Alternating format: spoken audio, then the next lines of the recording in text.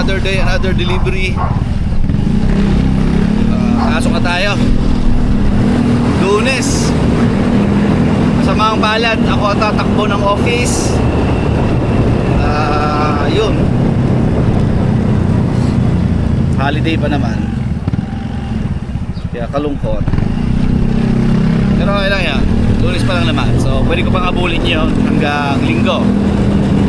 Then kahapon nga hindi ako nakapag-upload kasi nga kakauwi ko lang. 5:30 na ako na umaga nakauwi galing sa event ng Fazio, no? 3rd year anniversary ng Fazio noong Sabado. Kaya ayos. Masaya. May namit kami mga bagong tropa. May yung mga luma. So sana sa susunod mas marami pang maka-attend, no? Sulit naman yung pinagpaguran. Masaya. So may mga pagkukulang pero gagawa na ng paraan sa susunod. Yayain muna ako, papunta ka. Diyan muna kayo. Maluwag ang kalsada sarap pumahirit So nagagalit si Kiang sa akin kasi ang dami nga naman daw holiday, hindi kami makapag-rides. Another day, another vlog. Next man. Dapat nga magre-rest day din ako ngayon kaso hindi ako nakapasok kahapon Ako tuloy yung pinapasok ngayon. Wala, galing ako sa event ng Fazio. Galing ako, biyahe. Dalawa pa lang ako. Okay, pasok mo na ka.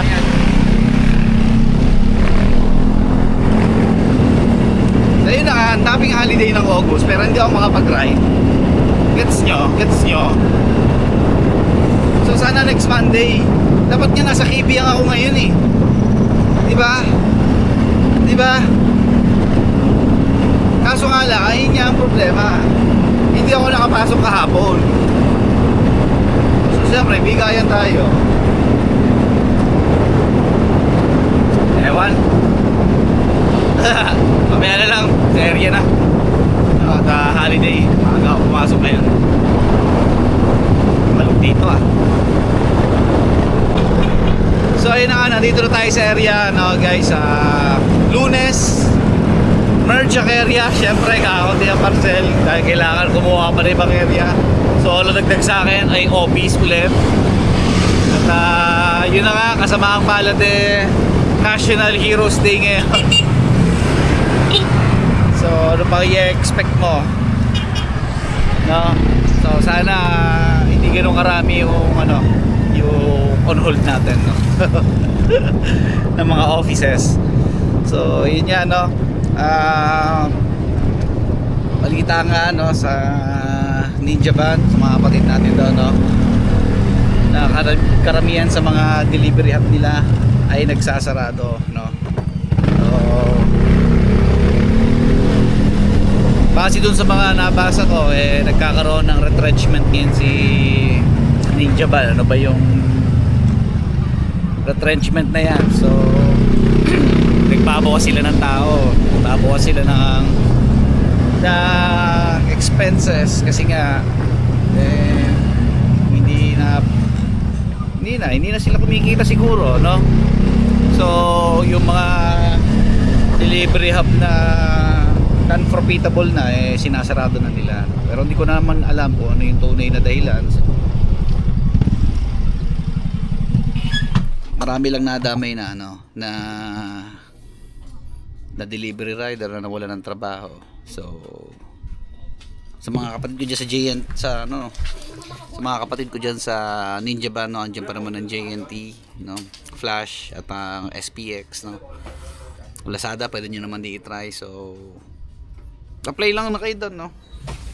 Kaya pwede naman kayo mga ganun. Kung may food panda sa area nyo, ganun, Grab, Angkas, Move It, Joyride, kung may mga ganyan sa area nyo, pwede nyo naman subukan yun. Okay din naman yun.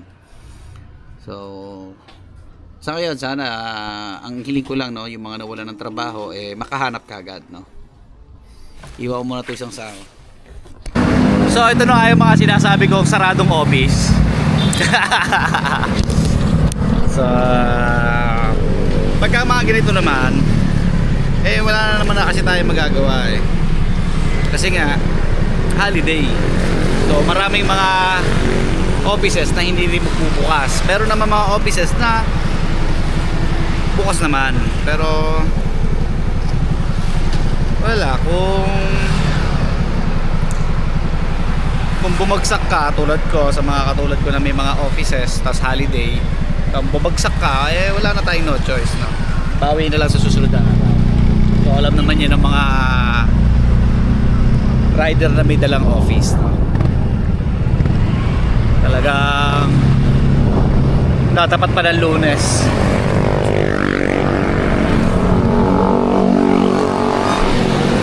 Ay.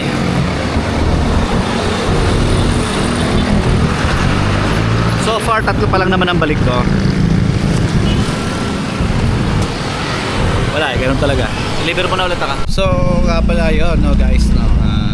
Gusto ko lang din sabihin sa inyo, guys, na pag mayroon tayong mga pagbibigyang customer, no, baka pwede piliin natin, no?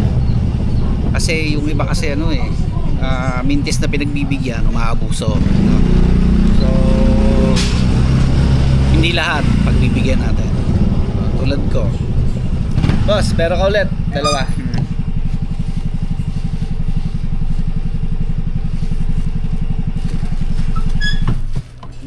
Tulad ko, hindi ko lahat pinagbibigyan kasi yung mga hindi ko pinagbibigyan, yung mga abuso. Kaya ulit, bakit kasi tignan, guys, di ba? Yung mga pinagbibigyan natin, ako kasi likas na mapagbigay, no, sa mga customer. Alam naman nila yan, no? Kaso pag alam kong umaabuso na, no, wala, gets ka na sa akin. Kasi isipin mo na lang, ikaw na ikaw yung nagbibigay, tapos inaabuso lang nila ng inaabuso. So syempre, pagka gano'n, titigilan mo na, di ba?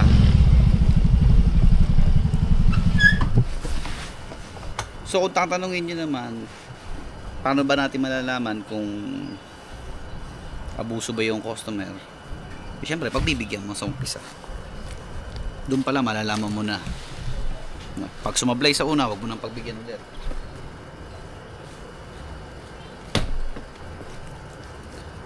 Pag goods naman, edi pagbigyan mo ng pagbigyan. Basta habang tumatagal ka naman sa pagtatrabaho mo, makikilala mo naman yung mga customer na abusado at yung hindi. May sort out mo sila, makikilala at makikilala mo yan. Shopee, madam. Ako naman, lamang naman sa akin yung mga pinagbibigyan ko. 273. Tama yun na narinig, no? Mas lamang yung pinagbibigyan ko kasi sa mga hindi. So ibig sabihin, mas lamang pa rin yung mga customer ko na hindi abusado. 273. 73.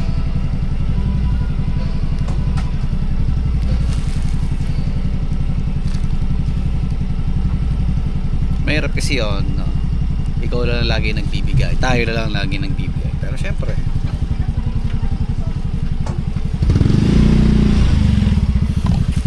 ako kasi gano'n ang ginawa ko.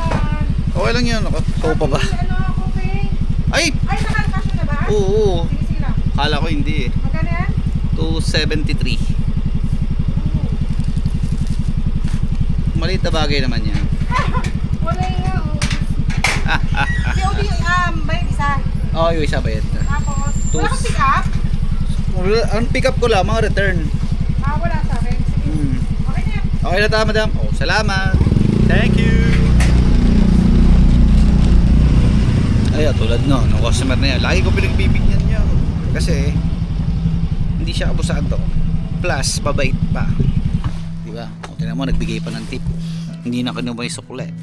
273, 300 ang binayad. Hindi naka 27 ako. Pamaya na ulit.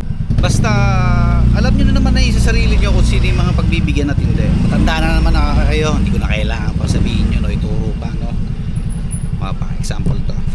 Shopee pa, Jimboy.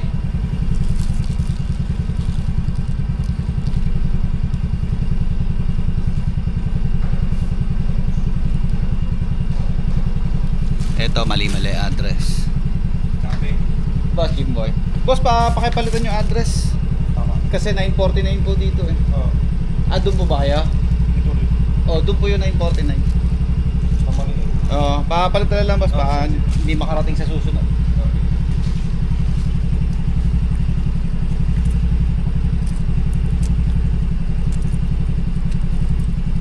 Ito ba boss? Ito yun pa.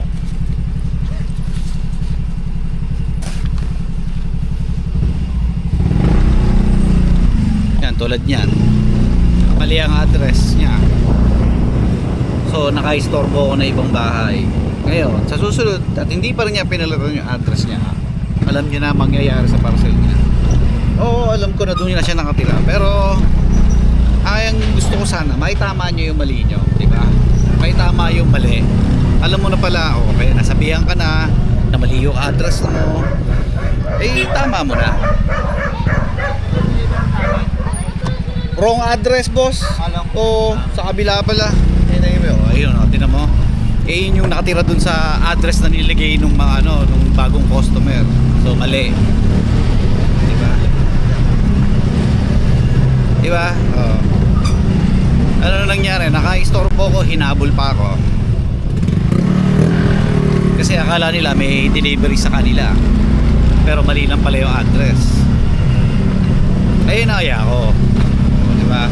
Ngayon pinagbigyan ko, sige 816 daw siya, ayun daw yung address niya. Okay, sige, sinabi ako na siya, napalitan na niya. Ngayon sa susunod at hindi pa niya pinalitan niya, alam niya na. Basta alam niya na yan, ha, kung sino yung mga dapat pagbigyan at hindi, para din naman sa ikabubuti natin yun, at para din naman sa ikabubuti din nila yun, no? Deliver mo na. Kasi guys, sa totoo lang, kaya ako lang naman din sinasabi sa inyo to, kasi ayaw ko din naman na naabuso at nalalamangan tayo, no, sa mga bagay na hindi naman dapat, no. Kasi sa totoo lang, sa tagal ko na dito, meron talagang tao na gustong makalamang lagi, no. Gusto sila lagi lamang, gusto lagi pinagbibigyan kahit sablay naman. May mga ganon.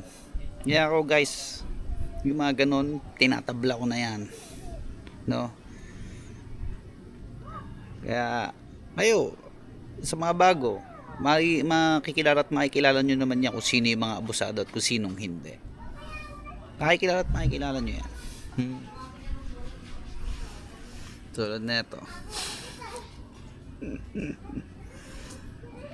Basta lagi nyo lang tatandaan guys, no? Pipiliin nyo yung mga customer o yung mga taong pagbibigyan nyo, no? Nang sa ganun maiwasan natin yung mga aberya, hassle, no?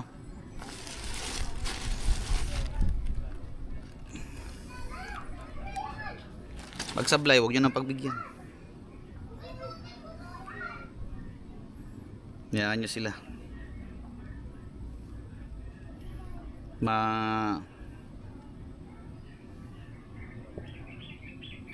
Marirealize naman nila yon na mali sila. Marirealize nila yon.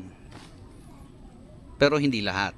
Meron talagang kupal na kahit anong paintindi mo hindi nila maiisip yon, dahil gustong gusto lang nila lagi nakakalamang. Ayun naman, no? So sobrang bagal ko nang mag-deliver. Kanina pa ako petix, kasi mamaya pa pwede mag-on hold, kaya sinasabay ko na para pagkatapos ko mag-deliver diretso na ako on hold. So sobrang bagal ko na nga ngayon, sobrang petix ko na, wala, parang ang bilis ko pa rin. So yun guys, so sana naiintindihan nyo yung mga sinabi ko kahit medyo magulo, no? Pasensya na kayo. At yun, dito na lang muna itong vlog ko, no? Deliver muna ako. So tulad ng araw-araw ko sinasabi sa inyo guys, no? Pag-iingatan nyo ang inyong mga sarili.